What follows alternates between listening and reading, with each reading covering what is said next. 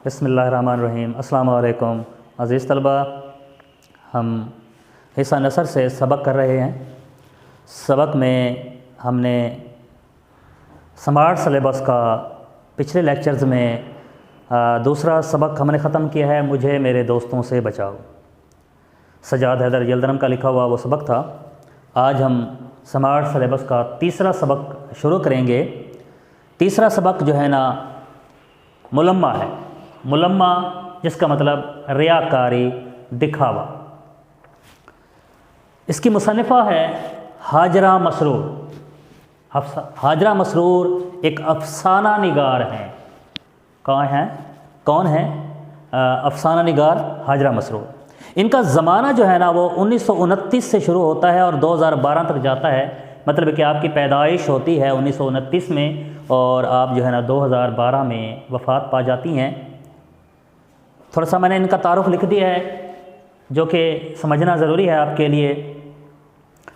तो अज़ीज़ तलबा, लखनऊ में पैदा होती हैं हाजरा मसरूर और वालिद जो है ना इनके होते हैं सरकारी मुलाजिम होते हैं, मुख्तलिफ़ शहरों में तबादले होते रहते हैं। तो ये भी तबादलों की वजह से कई शहरों में तालीम हासिल करती हैं। लखनऊ में पैदा होती हैं तो जब पाकिस्तान बनता है, तक़सीम हिंद होती है, तो हिजरत करके लाहौर में रिहाइश इख्तियार कर लेती। लाहौर में आकर इनको अदबी माहौल मुयस्सर होता है, अफसाने लिखती हैं। तो रिसाला नकूश अहमद नदीम कासमी के साथ आप जो है ना उसकी इदारत में शामिल रहती। फिर अफसाना निगारों में शोहरत भी हासिल करती हैं। आप एक बेहतरीन अफसाना निगार हैं, बहुत अच्छे अफसाने लिखे हैं आपने। तो इनका शुमार मशहूर अफसाना निगारों में शामिल होता है। तो इनके अफसानों के जो मौजू हैं वो ख़वातीन के मसाइल और उनकी छोटी बड़ी उलझने हैं। ये बड़ी खूबसूरती से औरतों के मसाइल बयान करती हैं, उनकी उलझने बयान करती हैं। इनके अफसानवी मजमूए जो हैं चरके, हाय अल्लाह, अंधेरे उजाले, तीसरी मंजिल वगैरह वगैरह, ये अफसानी मजमूए हैं। आप वफ़ात पाती हैं कब? 2012 में कराची में फौत हो जाती हैं और कराची में दफन है। पैदा कहाँ होती हैं? लखनऊ में। हिजरत करके कहाँ आ जाती हैं? लाहौर में। वफ़ात कहाँ पर आती हैं? कराची में। कहाँ दफन है? कराची में। तो ये थी अफसाना निगार हाजरा मसरूर। तो बेटे अफसाना मैंने यहाँ पर लिख दिया है। अफसाना किसे कहते हैं? अपना अफसाना क्या है? ये उस फ़र्ज़ी कहानी को कहते हैं जो मुख्तसर हो, दिलचस्प भी हो और वाक़याती लिहाज से ज़िंदगी के किसी पहलू पर रोशनी डाले, अफसाना कहते हैं। इसके किरदार जो होते हैं ना, अफसाना के जो किरदार होते हैं वो फ़र्ज़ी होते हैं, मन घड़त होते हैं लेकिन हकीकी नज़र आते हैं। वहदत तासुर यानी कि ये इतना असर रखता है अफसाना, इसकी ये बड़ी खूबी होती है, इसमें असर होना चाहिए। अच्छा अज़ीज़ तलबा, हम मुलम्मा जो सबक पढ़ रहे हैं इसके बारे में ज़रा समझ लेते हैं किस किस्म का सबक है।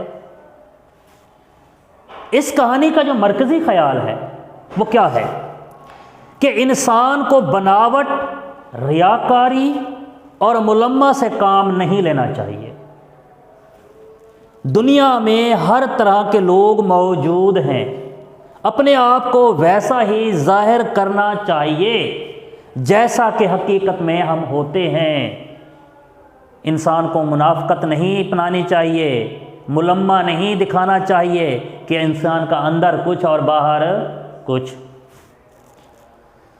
क्योंकि जब रियाकारी का पर्दा चाक होता है, जब मसनूई बनावट का पर्दा चाक होता है, हट जाता है और हकीकत सामने आती है, तो सिवाय शर्मिंदगी के कुछ हासिल नहीं होता।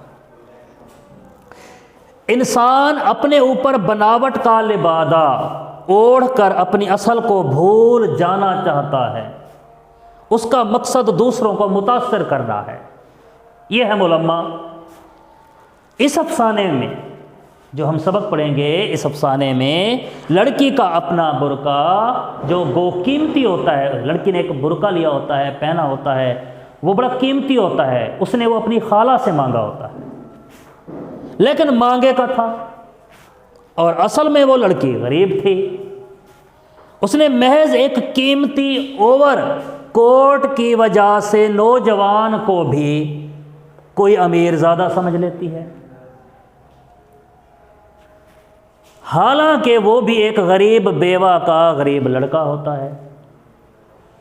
پھر سبق میں کیا ہوتا ہے، سبق کو دیکھیں ذرا کہ لڑکی ٹکٹ گھر کے سامنے کھڑی ہوتی ہے جبکہ ٹکٹ گھر بند ہوتا ہے۔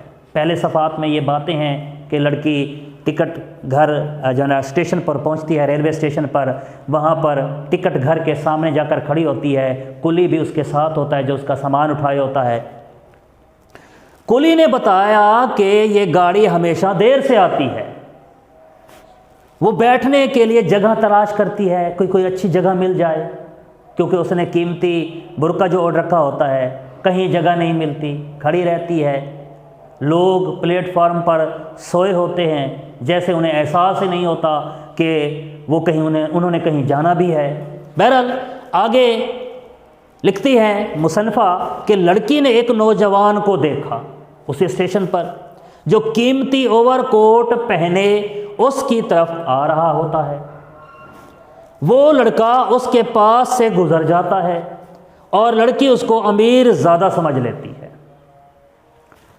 اوور کوٹ والا لڑکا بار بار لڑکی کو دیکھ رہا ہوتا ہے، وہ تو ویسے ہی دیکھ رہا ہوتا ہے، جبکہ لڑکی کیا سمجھتی ہے کہ وہ مجھے دیکھ رہا ہے، شاید میری کہیں سے کوئی غریبی نظر تو نہیں آ رہی، تو وہ پریشان ہو جاتی ہے، اپنے آپ کو چھپانے کی کوشش کرتی ہے اس برقعے میں، اس نقاب میں۔